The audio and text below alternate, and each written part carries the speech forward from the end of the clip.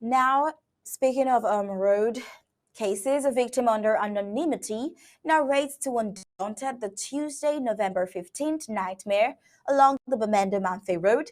He says at the weigh-in station of Batibo, BIR soldiers collected ID cards and telephones of both transporters and those of passengers from 9 a.m. to 12 noon. He says we all moved in a convoy to four spots along the road that were bombed by the Amba boys last Sunday and were asked to fill them each fresh water, mixed concrete and cement, then where the bomb scars are in armored vehicles. Now, the story gets interesting at this point. This victim says while they were on the first car, the Amber boys started firing and there was gunfire exchange for more than 1 hour, during which they slept on their bellies along the motoran bushes.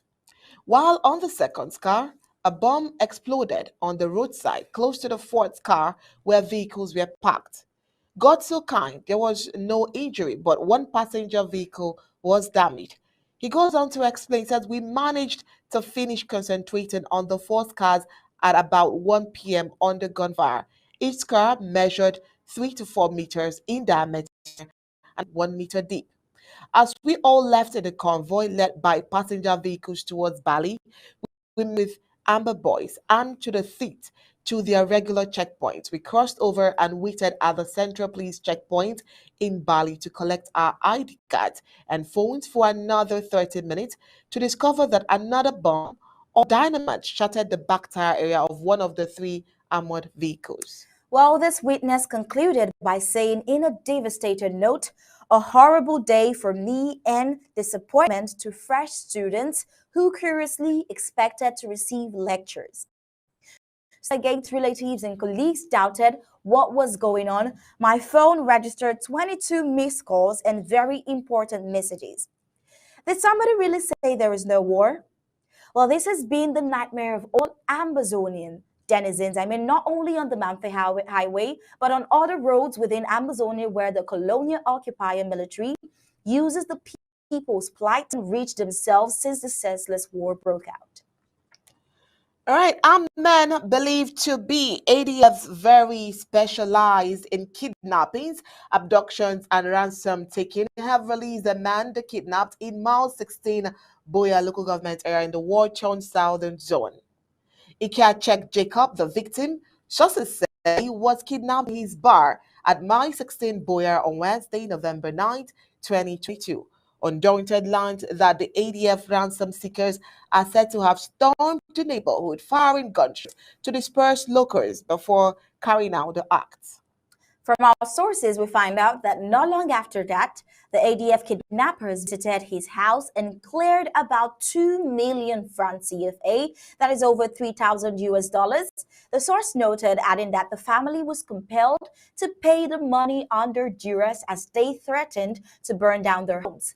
But the ordeal was far from over because the supposed ADF fighters who carted the bar owner away are said to have made contacts with his loved ones, demanding that a ransom be paid before his release. Helpless, the family reportedly paid 2 million francs CFA for his release. Jacob is just one of the many victims, mainly civilians, that has suffered in the hands of supposed fighters, the ADF, who have been using the fight for the recognition of Ambazonia to make blood money. Many other kidnapped victims about them have been tortured and even killed by the ADF supposed fighters in several places. The latest caught in ADF's dragnets where a lawyer who went to bury the father in Batibo denied health workers of a Batibo hospital, La Republic Colonial Senator Regina Mundi, and the ADF list of victims continues. Well, moving on, the war in Ambazonia just keeps having a lot of victims. Now, this war victim, late Tanger Rudolf Angue, was arrested several years back in a village called Teke in Meme County due to the raging armed conflict in Ambazonia. And Undaunted gathered that Tanger Rudolf Angue died after prison authorities ignored giving him medical attention in his sickbed. News of his death broke out Tuesday, November 14th, 2022. And sources say he was reportedly sick And prison authorities only took him to the hospital when the situation had deteriorated and he was being introduced in the said health facility. Rudolf Angue is not the first and might not be the last. Many innocent victims of the armed conflict in Ambazonia have died in similar circumstances, dragged to both La Republic de Cameroon and Ambazonia prisons by the colonial occupier military without any fair trials, and some have died unnoticed or even just got missing.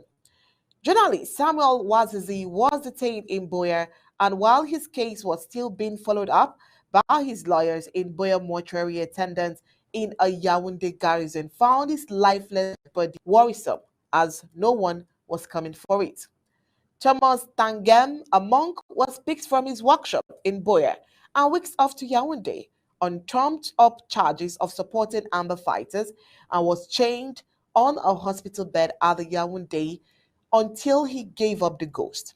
Arrested in May 16, Boyer, tortured and imprisoned in a bunker for over 2 years without trial. Reverend Tangem Thomas died in hospital in Yaoundé while still in chains.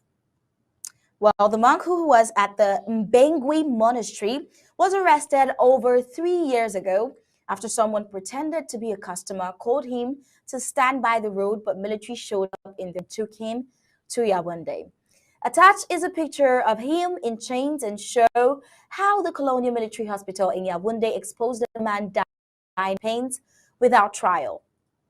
According to undaunted source, Rudolf Angue has and the prison authorities kept him till the situation was worse before he was taken to the hospital. Most of the times here in the Buea prison, inmates have a monthly contribution called sick contribution. Source revealed, adding that each inmate gives 100 francs CFA, and when we get sick and go to the prison hospital, we do not even have any medications. He further lamented that before we go to the to the hospital, we were asked to pay some money as caution before we are taken to the hospital.